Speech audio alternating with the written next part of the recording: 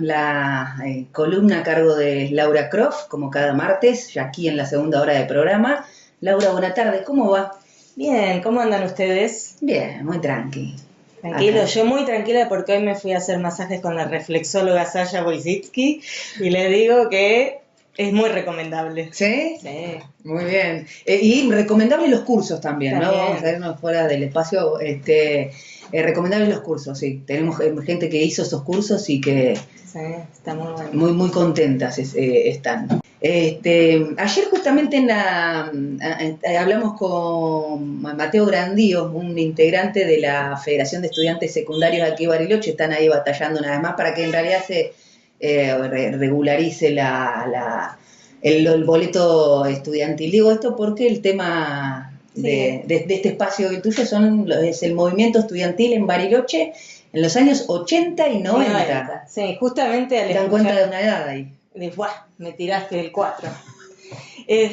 No, bueno, en realidad justamente como lo que está pasando es que la Federación Estudiantil Secundaria está participando de las discusiones sobre el boleto estudiantil, haciendo escuchar su voz, me parece que también es una instancia interesante para reflexionar sobre el movimiento estudiantil y juvenil acá en Bariloche, también para discutir con esa idea crónica de la apatía juvenil. Es como que todo el tiempo se están sorprendiendo de que los jóvenes, los estudiantes, tengan participación política. Y si uno hace un rastreo histórico, en realidad, por lo menos desde el retorno a la democracia, que es lo que yo tengo rastreado, hasta el presente, nunca no hubo un movimiento estudiantil o juvenil planteando sus necesidades, sus derechos y dando esa batalla. Entonces la idea hoy era reponer un poco esa trayectoria.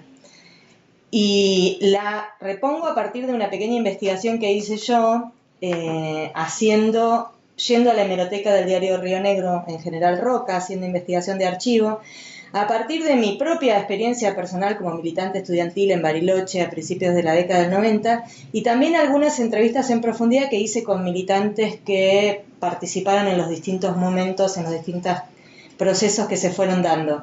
Tampoco es, digamos, no hice una tesis sobre este tema, ¿no? Yo ya sé que hay varios oyentes que participaron de distintos momentos que van a decir, pero no hablaste de esto, de aquello. Bueno, en realidad es como un mapa, una caracterización general que está en curso y que en realidad es una línea interesante para continuar investigando y construyendo colectivamente. El periodo que tomé es el periodo 1984-2000 y logré reconstruir 5 momentos que tienen características específicas en la militancia o el activismo estudiantil y juvenil. El primer momento, que es en la salida de la dictadura, es un momento de refundación institucional en todo sentido. Atravesó todos los sectores sociales y también el movimiento estudiantil y juvenil. Si uno lee el diario Río Negro y se enfoca en los meses de septiembre del 84 al 89, encuentra muchos jóvenes. Porque por un lado es la conmemoración de la Noche de los Lápices y por otro lado son las fiestas de la primavera. Entonces los centros de estudiantes siempre tenían mucha actividad en esos meses. A partir de rastrear el mes de septiembre de esos años, uno lo que ve es un contexto atravesado por el movimiento de derechos humanos, con un protagonismo importante en Bariloche y en la provincia de la Asamblea Permanente por los Derechos Humanos, y también el auge de las juventudes partidarias, o sea, mucha movilización en las juventudes de los partidos políticos que tenía incidencia en los centros de estudiantes. Entonces, lo que encontramos ahí es una participación juvenil y estudiantil en la reconstrucción de las instituciones de la democracia. Ese es el énfasis de ese momento. Entre el 87 y el 88 aparecen en el diario denuncias por persecución a militantes estudiantiles, denuncias que están hechas o apoyadas por la Asamblea Permanente por los Derechos Humanos, también marchas en demanda por el boleto estudiantil, esa antigua bandera del movimiento, y también a los centros de estudiantes y a los jóvenes organizando la fiesta de la primavera, actividades que no solo tienen que ver con la batalla contra la injusticia, sino también con el disfrute, con la alegría bien entendida. Últimamente no se puede ni decir alegría, ¿no? Bueno, en esa época la alegría era nuestra, ¿no? Entonces, también este movimiento estudiantil hacía intentos por impulsar proyectos de ordenanza en esa revitalización institucional de esa época. Y ahí es donde se crea la Coordinadora de Centros de Estudiantes de Bariloche, la COSEBA, sobre la base de un modelo de organización centrado en centros de estudiantes que funcionaban con el modelo ese institucional de las asociaciones civiles. Tenían estatutos, elección de comisiones directivas por voto, asambleas ordinarias y extraordinarias, tenían que hacer balances, etc. Bueno, tenía ese modelo de institucionalización. Después aparece un segundo momento, entre 1990 y 1993, que ese lo conozco bien porque era cuando yo era militante estudiantil. Uno podría llamar ese momento, o ahora, desde ahora, leerlo como un periodo de transición. Nosotros retomamos la COSEBA, heredamos la carpeta, lo digo entre comillas porque era una carpeta llena de estatutos, normativas, proyectos de ordenanza, noticias de diario, un archivo que ya no sé quién se lo quedó, me gustaría encontrarlo. Y junto con la carpeta le damos también el mandato de regularizar los centros de estudiantes, porque según este formato de las asociaciones civiles, ¿cuál era la realidad? Había una irregularidad crónica, porque era imposible cumplir con toda esa burocracia de forma autónoma y sin recursos. Entonces era una situación de irregularidad permanente que en realidad funcionaba más que para crear institución, para ir sumando militantes a las juventudes partidarias. Y eso era algo que a nosotros, en ese momento particular, estamos hablando del primer gobierno de Carlos Menem, estaba empezando a instalarse la lógica más fuertemente neoliberal en la Argentina, empezamos a cuestionar la manipulación de los centros de estudiantes por parte de los partidos políticos. Hubo un cambio de enfoque en ese sentido, nos distanciamos de los partidos políticos y a su vez íbamos señalando cómo iba avanzando el neoliberalismo sobre la escuela pública, la descentralización primero, los recortes. Y nuestra articulación fundamental fue con el sector gremial, con los gremios docentes y con el movimiento sindical estatal de la provincia. Y la consigna que se empezó a imponer fue fuertemente la defensa de la escuela pública como bandera. Y el modelo de organización que teníamos era medio una transición entre el modelo anterior y procesos que se vieron después.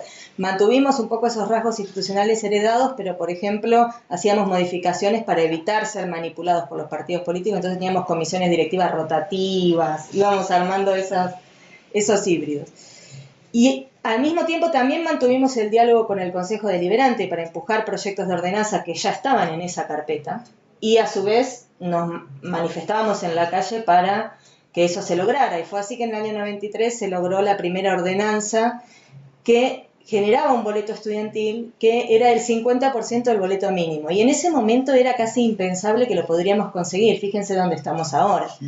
Hubo un movimiento que siguió manteniendo la misma bandera y que ahora sigue avanzando en una lucha de reconocimiento del acceso de los estudiantes a la educación, porque básicamente la demanda por el boleto estudiantil es esa. Después podemos hablar de un tercer momento que tiene su pico en 1995, un momento que podemos calificar como la crisis rionegrina, así lo tituló el diario Río Negro, por lo menos, que tenía una sección específica del diario que se llamaba La crisis rionegrina, donde daba cuenta de todo el conflicto que se generó en esa época. El contexto es ya la profundización del avance neoliberal, una política estructural de retracción de responsabilidades del Estado y vaciamiento de las arcas públicas por endeudamiento y también por corrupción, que tuvo como emergente un retraso inusual en el pago de los sueldos a los estatales, 2 meses a los maestros, 3 meses a los jubilados. El movimiento de jubilados fue muy importante en esa época, en ese momento, en ese contexto. Y se arma el Frente Estatal Rionegrino, que son todos los sindicatos vinculados a la CTA, la UNTER, Citrajur, ATE, el SOYEM y también UPCN, que estaba articulada en la CGT, todos forman el Frente Estatal Rionegrino con 2 consignas fundamentales. Una, la de los sueldos, o sea, que se paguen los sueldos, y la otra es la defensa de la salud y la educación pública. En ese marco aparece el Frente Estudiantil Barilochense, ese era el nombre, ya sin formalidades institucionales, eran estudiantes autoconvocados, comparativamente muchos estudiantes autoconvocados, uno que vio crecer el proceso en ese momento eran muchos, que también tomaban distancia respecto de los partidos políticos, seguían en esa línea que es muy noventosa, la desconfianza, la manipulación de los partidos políticos. Y además también aparecen grupos de jóvenes vinculados a radios comunitarias. En ese momento la FM Gente de Radio cumplió un rol muy importante en Bariloche, nucleando grupos de jóvenes. Roca y Bariloche prácticamente se incendiaron. Y ahí es donde aparece la sección especial del diario que se llamaba Crisis Rionegrina, que si alguien tiene acceso a la biblioteca del Río Negro es un impagable. Hay fotos y textos que caracterizan mucho esa época. Y un hito de ese movimiento, de ese momento, fue la quinta cumbre de presidentes iberoamericanos que se realizó en octubre de 1995, donde la movilización que se congregó en este pueblo fue bastante importante. Ya hablamos alguna vez de ese hito. Bueno, un cuarto momento aparece entre el 96 y el 97, que podríamos caracterizar como un momento de regionalización o nacionalización de la demanda. ¿Cuál es el contexto 96-97? Las pobladas de Cutralcó y Plaza Huíncul, que marcan muchas cosas, marcan una bisagra no solo para Neuquén o para la región patagónica, sino también para el país. La movilización es reprimida por parte de Gendarmería, una represión ordenada por Carlos Corach, que era el ministro del Interior. Si bien el BORA rionegrino, que es la fuerza policial rionegrina, había reprimido ya en el 95, esto ya era una represión por fuerzas nacionales, estaba reprimiendo la Gendarmería Nacional. Nace la figura del piquetero y la modalidad de protesta por cortes de rutas y calles. En ese marco se condena a Marina Schifrin como caso emblemático de criminalización de la protesta social, y no es una figura solo regional o de Bariloche, es una figura nacional, porque se estaba definiendo esa práctica como criminalización de la protesta. Y en Bariloche, ¿cuál era el contexto? Bueno, a los efectos estructurales de retracción del Estado se suman los efectos de la paridad cambiaria sobre la industria turística. Un peso valía $1. A Bariloche no venía nadie. Era carísimo venir. Entonces, ¿qué genera eso? Una desocupación de todo el gremio gastronómico prácticamente, muchos trabajadores de la gastronomía desocupados y todos los rubros subsidiarios también del turismo, genera una gran desocupación y una dependencia de los planes sociales del Estado, el famoso Plan Trabajar, entre otros. Entonces empiezan a aparecer agrupaciones juveniles ya por fuera de las escuelas, que incluyen las escuelas pero las exceden, y hay una identificación de los pibes con los barrios del Alto, aparece un posicionamiento de clase también en esa. Eran pibes de barrio, pibes de los barrios del Alto. Y ahí continúan con la crítica a los partidos políticos, pero además empiezan con una crítica a la politización partidaria de los sindicatos. O sea, los propios sindicatos empiezan a ser sospechados de partidizarse. Entonces también se toma distancia de eso. Y empieza a haber una demanda que ya venía de antes por la educación y la salud pública, a la que se suma fuertemente la protesta por la desocupación. Y entonces estos jóvenes, además de manifestaciones, piquetes y ese tipo de repertorios de demanda y de lucha que venían de antes, se suman a actividades solidarias. Juntan ropa para hacer llegar a los barrios, juntan juguetes para los niños para el Día del Niño, alimentos no perecederos, se hacen recitales heavy punk para juntar alimentos no perecederos. Y en paralelo a eso van haciendo su propia formación política. Y así llegamos a un quinto momento y nos caemos del milenio, 98-99, es el último de la década y el último del milenio, que son los estudiantes en lucha. Los estudiantes en lucha tuvieron tomadas varias escuelas de Bariloche por casi 3 meses. A caballo entre el 98 y el 99. Si bien involucraron escuelas en toda la ciudad, muchos de sus referentes públicos, de sus voceros, eran estudiantes de las escuelas de los barrios del Alto, que encabezaban ese proceso. Y la agenda política de este movimiento ya se distanciaba de la del sindicato docente o de la llamada comunidad educativa, como era a principios de los 90, y empiezan ya debates sobre el contexto social más amplio. Entre ellos hablan de la desocupación, de la persecución policial, los abusos y detenciones a menores. Circulaba un manual del detenido que explicaba cuáles eran los derechos que tenían los menores frente a la policía. Nuevamente una vinculación importante con la APDH, ya en otro momento de la historia. Y también una fuerte relación con radios comunitarias que venían trabajando de antes, agrupaciones independientes de jóvenes y el circuito llamado contracultural, los recitales heavy metal y punk en espacios comunitarios de los barrios, la publicación de fanzines antisistema, la circulación de los fanzines, de los registros y los discursos anarquistas, y un posicionamiento de clase que seguía siendo una crítica muy fuerte a la Suiza argentina, de la cual ya hablamos también en la columna pasada. Entonces, en este momento hay como una coexistencia que aparece como contradictoria entre la crítica al sistema, los discursos anarquistas de destruir al Estado, el Estado represor, el Estado milico, y a su vez defender la educación y la salud pública. Esa polifonía era la que se escuchaba al fin del milenio en Bariloche.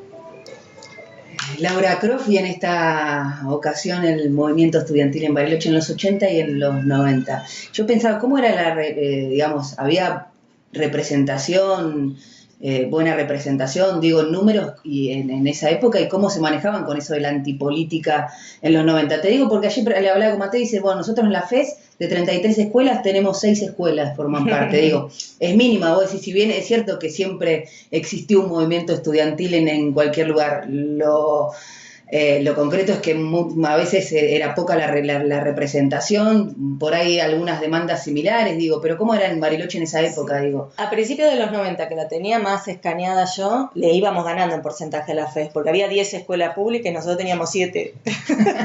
Así que ahí ahora del 33... Solo 6. Bueno.